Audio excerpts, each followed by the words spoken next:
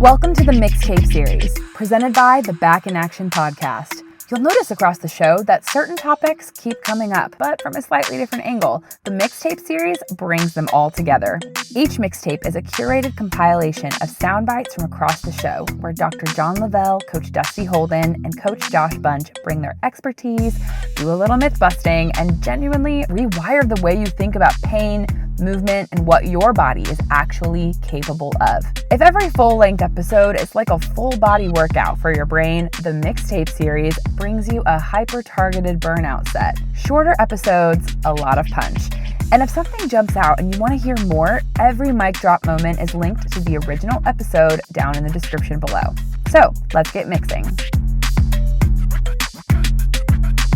Fear of movement, but that's not really it's not the kinesiophobia, if you want to get a real technical word behind it, that we're really talking about. It's really the movement that we think creates pain. So it's really fear of pain.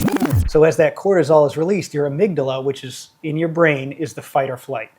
So that fight or flight is then receiving that cortisol that's being released from your adrenal glands. So cortisol is what stimulates us. If we see a dog attacking us, we get a rush of cortisol, we're running. Same thing with on a smaller scale. If you see a heavy box and you got to lift it, that cortisol release goes to the amygdala, and then you have this, well, I can't do that. So you start to develop that fear. And as you constantly propagate that with everyone reinforcing that cortisol is constantly being released. The amygdala becomes hyperactive, so you constantly have that fear. So now it goes away from there's no structural changes orthopedically in the bones, muscles, tissues in the spine, but there is a physiological response in your brain causing that fear. So what we do is we attack.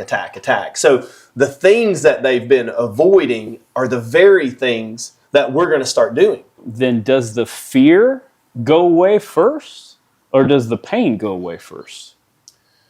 Well, I think fear goes before pain. Okay, so I'll move, and I could even have I could maybe have a flare up, but I'm no longer scared of it, and I'll probably come back a little stronger. And you would recommend, and I'm sure we've all seen, like, I'm doing good. Then it's a little weird for a week, but I've got to that point to where I'm not really scared of it. Now I just kind of take the pain in stride. Well, and that is a really, really critical point. Is where because you're going to have that. Yeah, exactly. We're not going to be pain free for the rest of our life. It's going to happen. So we're really just training until we get that next little flare up, you know? Let's describe that again. You're saying that the cost of being awesome, inevitably we're going to have a little bit of pain. We're going to do well, and then there's probably a chance where we're going to run into a wall or a speed bump, whatever you want to call it. It's the peaks and valleys. And then we're going to come out of that. Yep. And then the valleys are not as long when you're training. Right. And you understand that it's just part of the journey. Like, I can come out of this. I've came out of it before. And I think that's a really good, big opportunity that first time. So let's say you've came in, and I've been working with you now for a month. You're pretty much pain-free. You're getting your life back. You're doing a lot of things that you haven't done in a long time. And then all of a sudden over the weekend, you maybe got out of bed. You were a little dehydrated. Who knows? Didn't sleep good. Right. Yeah. And now you've pulled a muscle and you've got some pain. Well, immediately you're going to think, oh my gosh. I'm right back to where I started. Yeah, here it is. I'm back to step one. And so you're probably going to even message me and say, hey, over the weekend, my back, it flared up on me. I think I'm going to take today off. How about I see you on Friday? And my response is going to be, no. I want you to come on in at your regular time, and we're going to work through this. Because I know we're about to really we're going to shift the gear. We've been in first gear and it's going pretty good, but now we got an opportunity to really kick this thing into overdrive, because now the buy-in is going to be even better. Yeah. Because you're going to think, that it was over and all what you just done the last month was gone.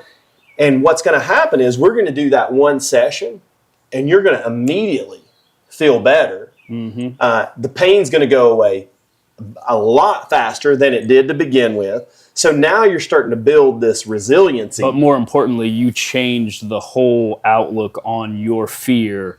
And I try to put whatever that like big hot spot is, you know, it's like if I can like tell them something positive about that and just help them flip the association that they have with it to in a positive way. Like it could be that you have been told, whatever you do not deadlift. Right. But if I can show you that you can hip hinge and do it without pain, we've just unlocked something that like you've just been told to like avoid that at all costs.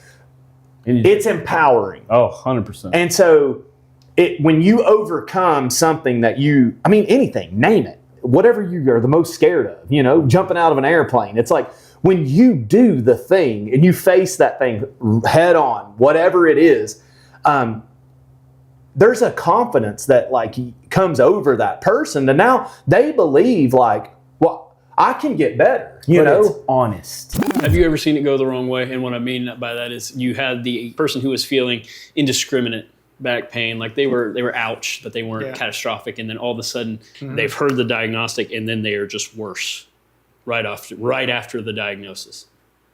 Like when they come in and hear the report and they get that in their head and they feel 100%. And usually that's patients I'm seeing. They're coming in and they're worse off because they were given this diagnosis. And physicians don't know the power of their words. So physicians, you come in, I don't wear a white coat. I sit down next to them, but many come in with a white coat.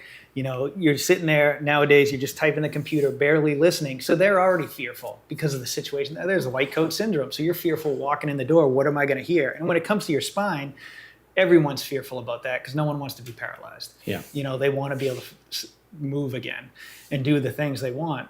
So they're already scared coming in the door. So then if you tell them they're just all negative information, we've gone on about that in the past, that's just propagating that. So it's not always intentional to instill that fear, but also if you're not providing compassion when you're educating them, people are fearful. They're scared. Yeah. It's all education. So I am rarely the smartest physician that these patients have seen.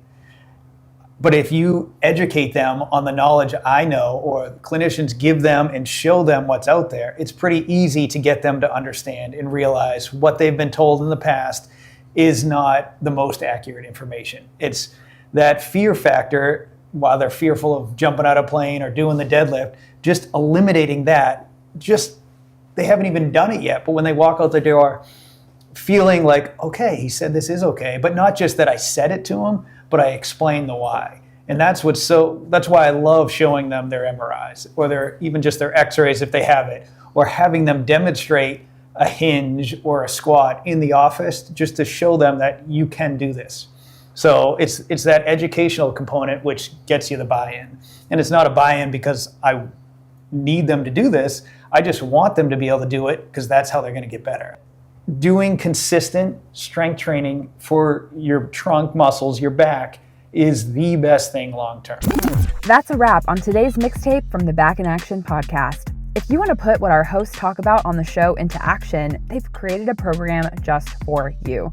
For just $15 a month, you can have Coach Dusty and Dr. John Lavelle in your ear, walking you through a step-by-step on-ramp back to movement, and that's through the Back in Action program.